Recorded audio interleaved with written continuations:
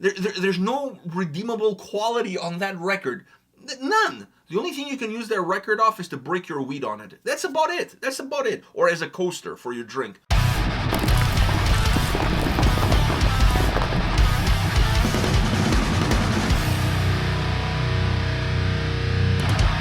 Welcome to another episode from Takedowns to Breakdowns with A&P, and I think since it's nearly the time of the year where people are making their lists, their favorite albums of the year, let's take a look at our least favorite albums of the year. Are too disappointing. At least the ones that disappoint. I'm not saying they're horrible, but the ones that we were most disappointed with. Yeah. And I don't want to go into too much depth as far as like 5 albums, 6. Just let's talk about a couple. Just a few. Do you have any on your mind? 𝗙𝗤𝗏 is the first one that comes to mind. That album was disappointing from the get-go. Even before I heard one song, I was already disappointed with. How do you release 2 albums back to back? About World War I. Exactly. There was quite a bit of wars in history. But dude, you know what it felt to me? I don't know if it felt this way to you guys. It felt like they created, when they were putting the first record together, they had like a bunch of extra songs that didn't make the cut. And these are the ones. Yeah, because like, we have a pandemic, we can't tour. You know, might as well do something. Well, what are we going to do? Well, we have all these songs that didn't make the previous record. Let's just put them together, maybe do another 1 or 2 and make an album.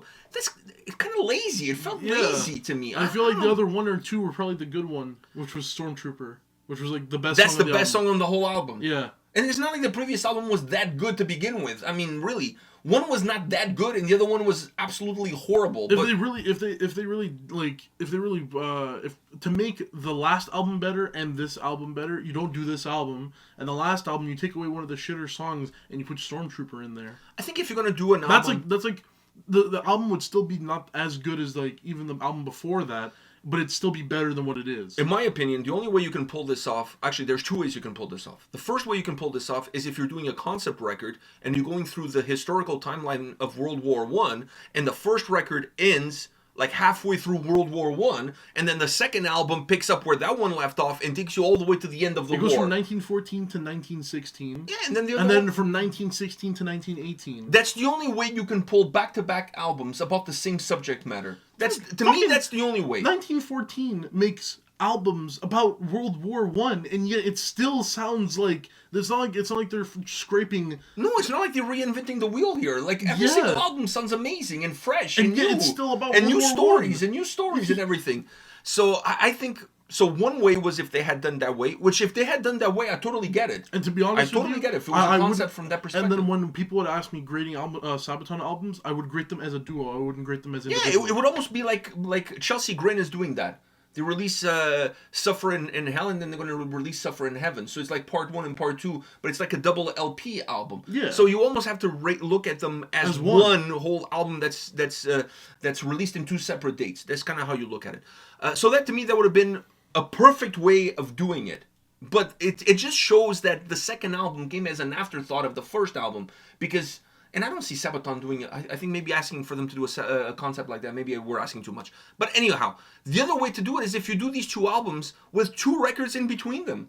So you kind of forget about, we already had World War I, now there's another World War I album. That's kind of like the only way you can do it. You need at least 2 records in between. There's only, I think, to make you kind of like, reset your palette. There's only one, and I'm going back to 1914, there's only one band that can do multiple albums on the same war, and that's 1914, because they make it interesting, and they do so good with the subject matter. They go in depth. That's how, if you wanted to do more on one war, that's how you would have done it. But it felt like, it just felt like any other 𝗙𝗏𝗏 album, because it's based on a war, or based on a battle, based on a person, and they haven't... But it just felt... They're all under the same umbrella of World War I. But the other issue is, we wouldn't even be talking about this album if the music was good. If the songs were good, we would, give us another one. Give us a third World War I album. No, if the songs are not good. Literally, Stormtrooper is the best song on the album, and even that one... shoots wide. It shoots wide. Like, I remember the first time I listened to that album, see, I can admit fully that there are not many albums that come out that I will listen to fully, right? But I was at work, and I was doing something that would take quite a long time, so I'm like, fuck it. I'm going to listen to the new 𝗙𝗏𝗏 album. You sent it to me. I have it. Fuck it. I'll listen to it.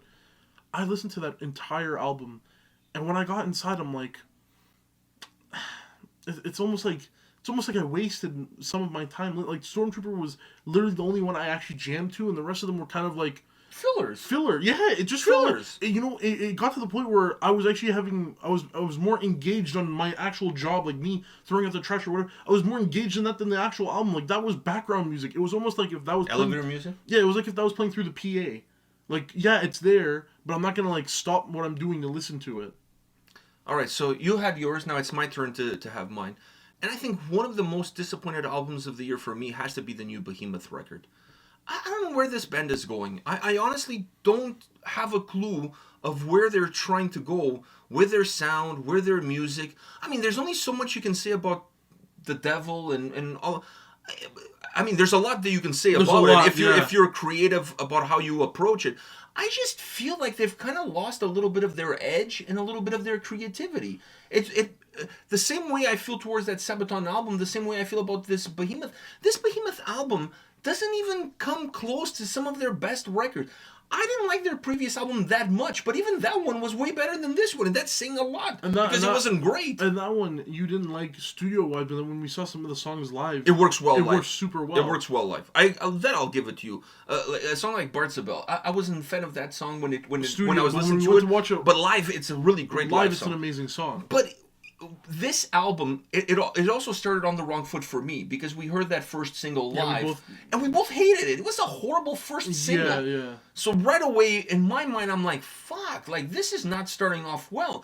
And then the whole record just feels so blah. It just feels so uninspiring. It's not black metal, it's black metal. It's black metal, but not even black metal in terms of... It's like bland, like you just... It's blend. Bland metal. It's blend metal. There's no spice in it.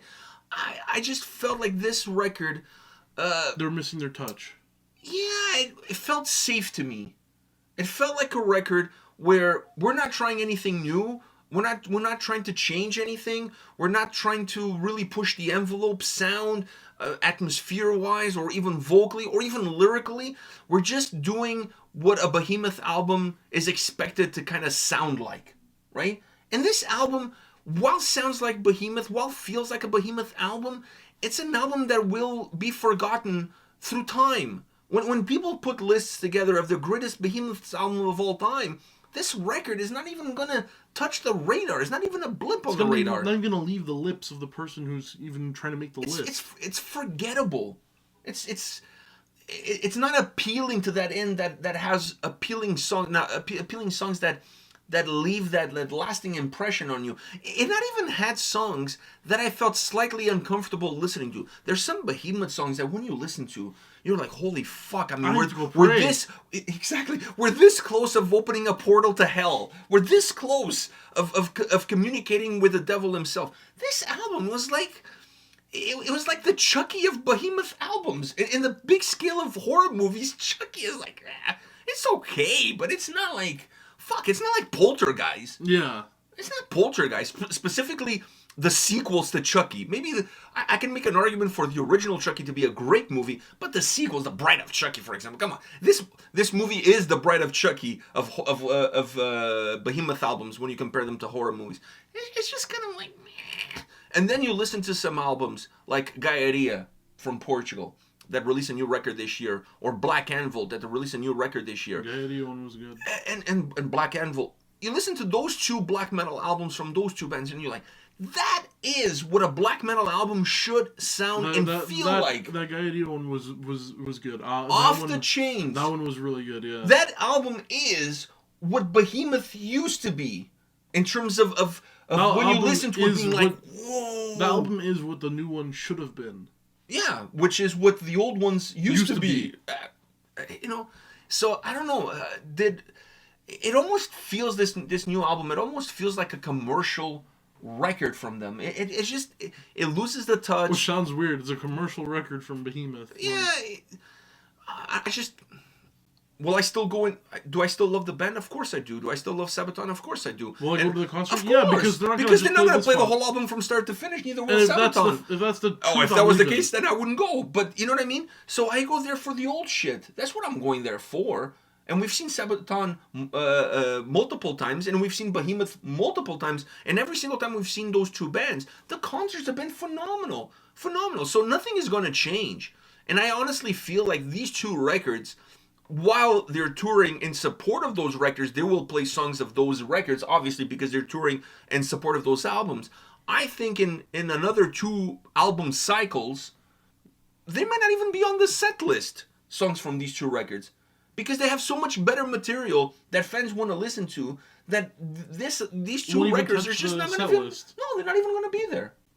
They're not even going to be there. And that is common as well in bands that have a very deep discography. They can obviously not play everything. Yeah. But you kind of can if you put out a bad album and you kind of realize that this album is not as good as even an album that you're releasing now, you kind of like annex. I think that is something you can say about every band. When you go see a concert, look at the set list and look at the songs that they picked for the set list. That kind of tells you which albums, or at least maybe not their best, but the fan favorites. Yeah. Because those are going to be the ones that are going to have more songs on the set list. These 2 in 2 album cycles, you're not going to hear a fucking song from it. That's true. It's just disappointing. And there was not many disappointing records this year. To me, I agree with yours. It's one of mine as well. That's another one. 𝗙𝗥𝗢𝗠, the new 𝗙𝗥𝗢𝗠. I don't know about disappointing. Oh, I was not expecting it to be a godsend. No, but after Judas, Judas was their black album. Yeah, you would expect them to kind of stay at that level, but Judas was to them what the black album was to Metallica. So instead of following up, instead of coming off with Load and Reload, which by the way they're not great either, but so instead of following up with those 2, they follow up with Saint Anger. The Saint Anger of 𝗙𝗥𝗢𝗠. The album is like absolute shit. There's no redeemable quality on that record. None. The only thing you can use that record off is to break your weed on it. That's about it. Or as a coaster for your drink. That record was shit beyond shit. Like taking a shit on top of a shit and then stepping on said shit. And then not having anything to clean the shoe, so you have to clean that shit with your hand. And then forgetting that you clean the shoe with your hand and putting your hand... your eyes. Oh, yeah, and then you get pink eye. Boom, done. Fuck. That's the sequence of events. It was going to go... I had to... Yeah, I was going to go somewhere else. I had to switch the eyes. I was going to go somewhere else. All right. I think we narrow it down to where what we're unhappy with. We've given you 2 albums in deep depth. Yeah, and then we give you a few others. A few others, yeah. That we were not very pleased with. Definitely the Amon Amarth one I was not pleased with. I don't think anybody was. Honestly, in all honest truth. I'm still going to go see them live this week. Oh, fuck yeah. Because once again, I'm not there just for the new record. I'm there for all of the other songs that I really love and enjoy. So it is what it is. And that doesn't mean you appreciate the band any less. But I think when you're a fan of a band, you also have to look at things with a critical point of view. Not every new album is the band's... Amazing. Yeah, it's the band's best album ever. No. Sometimes you take a couple of steps back before you have to take a few steps forward. It's totally fine. The problem becomes when every single album starts to become a step backwards. Then you're definitely not moving forward at all. Then you're stepping backwards. Yeah. Then you're a little bit of a crab. Yeah. Then you're a little bit of a crab. I'm just saying. On that note, guys, hit us up in the comment section. Let us know your least favorite or your biggest flops of the year as far as you're concerned. It's always interesting to see what other people are thinking about these kind of topics. And let's face it, it's that time of the year. So in a couple of weeks, we'll do maybe our favorite albums of the year? Yeah. All right, we'll do our favorite albums just to... Piggyback on this one. Yeah, and to kind of like balance out the force. Yeah, yeah. You know what I mean? The yin and the yang. All right, guys. We'll see you at the next video. See ya.